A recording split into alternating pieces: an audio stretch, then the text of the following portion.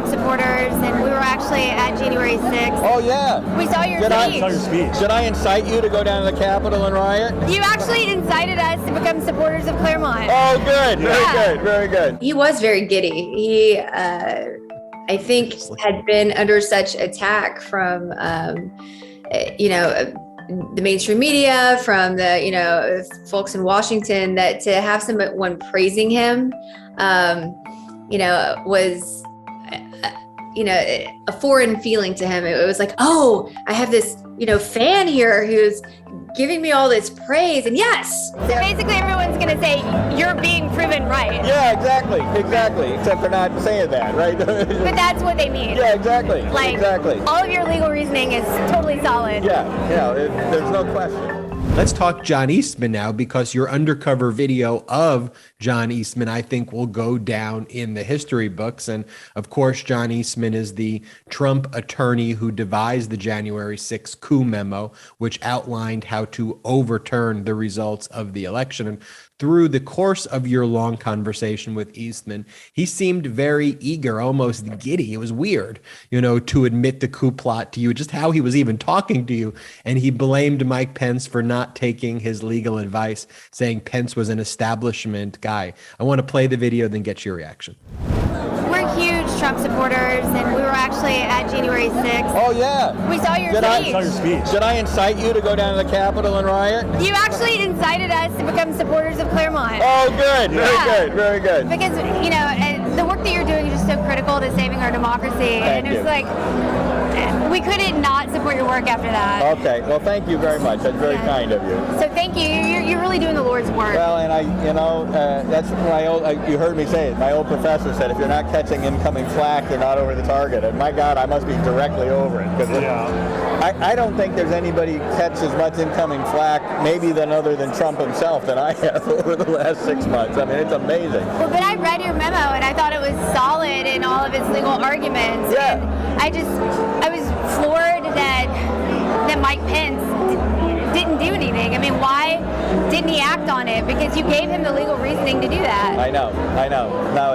Now in a piece in the Atlantic 2 days ago, they're already anticipating Trump winning in 2024, and they're using my arguments from that memo that they all said had no credibility to argue that Kamala Harris can block Trump's electoral votes. I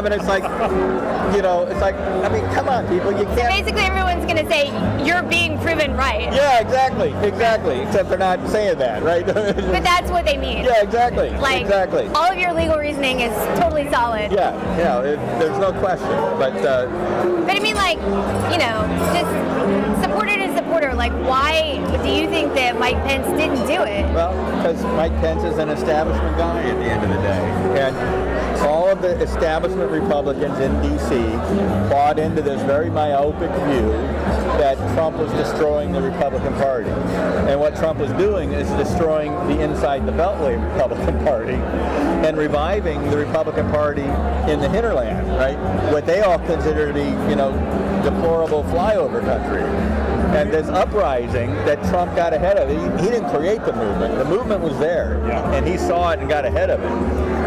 But no, they can't tolerate that because they all have nice, cushy livings inside the Beltway. Going in and talking to Eastman, he was very giddy. He, I think, had been under such attack from, the mainstream media, from the, folks in Washington, that to have someone praising him,